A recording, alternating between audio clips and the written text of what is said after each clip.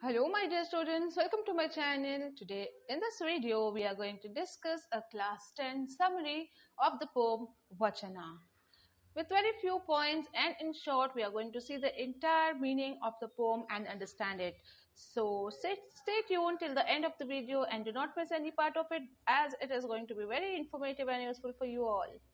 So let's get started with the video. But before that, students, if you are viewing my video for the first time, do subscribe the channel and hit the bell icon and also share it with your friends.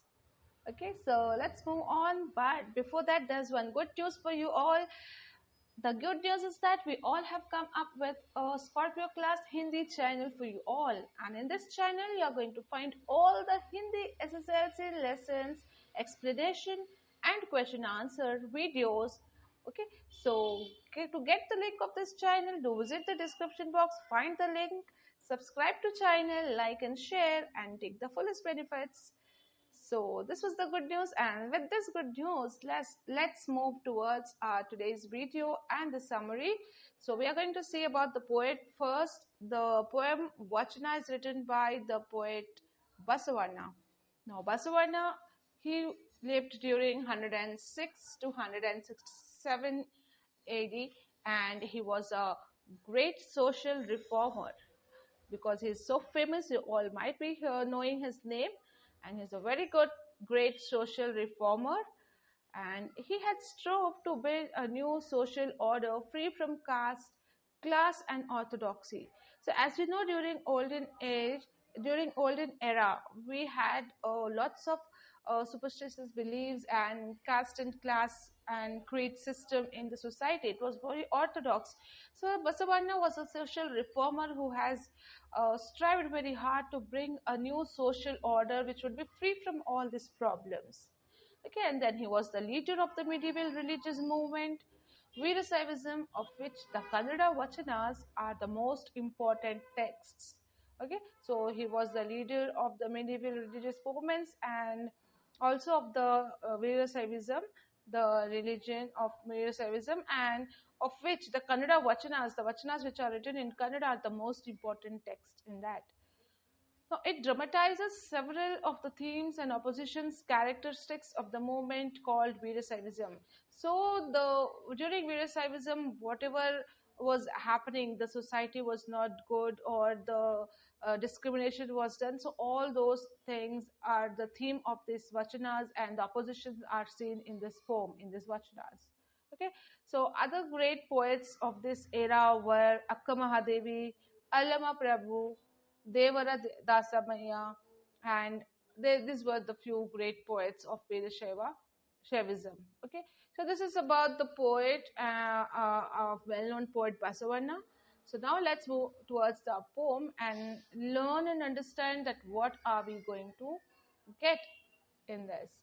So the summary of the poem. Here we start. So this poem gives us the idea of Veerashaivism, which revolted against idol worship and the buildings of temples which people from certain sections of society could not enter. So as we saw just now that the Basavanna, he was a social reformer, he fought against caste system and all the other discriminations.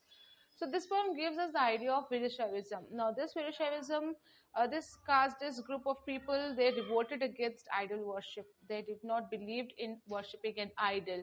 And the building of temples, which the people from only certain sections of society were allowed to enter, like only higher class or rich class, whatever it is, it was categorized that only this class or this sections of people would be entering the temple, and others, the poor and the low caste people, will not enter.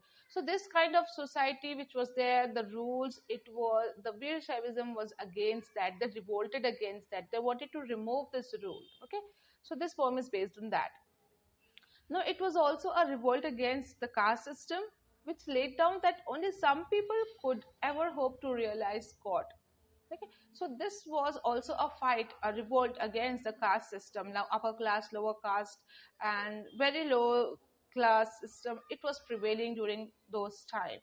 So here, this was the poem, or this message started from this era, that they wanted to fight against this and remove it, because during or when they were following this caste system, only few people they were allowed to enter the temple, and only they could hope to meet God or realize God or see God and pray in the God's home. The rest of the people were not allowed. They were not able to realize about the God or pray to him after going inside the temple. So they were not allowed at all to go into the temple. So it was a revolt against this caste system also. The others could only hope to serve the upper classes dutifully.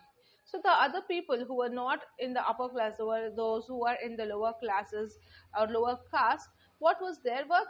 Their only thing was to hope to serve the upper class people, not to hope to realize God or pray God, but only to hope to serve upper classes dutifully. So whatever the upper class people say, they have to follow them and do the work dutifully, and they were not given any opportunity to go inside the temple.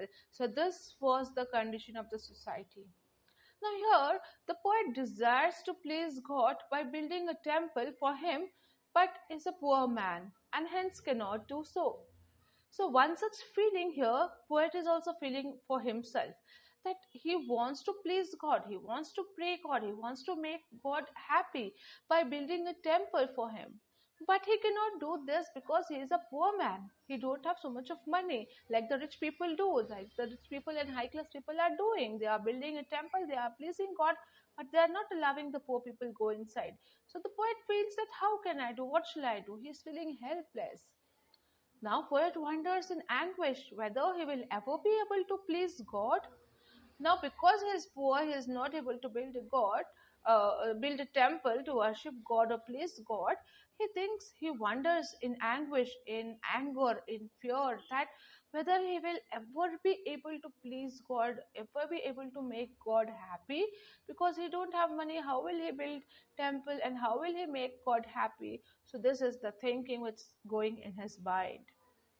So he dedicates himself to the service of God by treating his legs as the pillars of the temple, his body the holy shrine, and his head the cupola or the golden dome of the temple.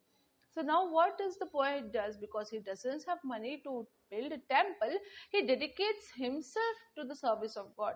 He treats himself as the entire temple. The legs are the pillars of his temples. He feels that I will serve God in whatever manner I can. My legs are my pillars of temple. My body is a holy shrine, like the holy statue or the God statue which is there in the temple. And his head is the cupola or the golden dome of the temple. Whatever dome designs you have on the temple, he says, my head is that cupola, that dome of the temple. So entire temple is in me. I have pillars, I have the shrine, holy shrine, and I also have the golden dome of the temple, and I am dedicating myself to service of God. So like this, Basavanna decides and dedicates himself to God. Now since he is not allowed to worship in the temples, he decides to worship the Lord in his own heart and yield to his every wish. So why does he dedicate like this to himself to God? Because he is not allowed to worship in the temples. He is not allowed to enter because he is not of higher class. So he is deciding these things, and he decides that he will worship God in his own heart because he is having his whole temple in his own body. So he will worship his God in his heart and yield to his every wish. Whatever wish he is having, he will tell to God and he'll pray to God, and he will please God by his made temple, that is his body. His legs are pillars, his body is holy shrine, and his head is the cupola of gold. Okay, so like this he treats himself. Now he consoles himself saying that things standing shall fall, meaning that buildings will be destroyed by wind, rain and sunshine. So here he means to say that the buildings which are made, the temples which are constructed, they may fall one day because of the destruction of the wind and the rain and the sunshine, because it may not last ever and ever, it may not last forever.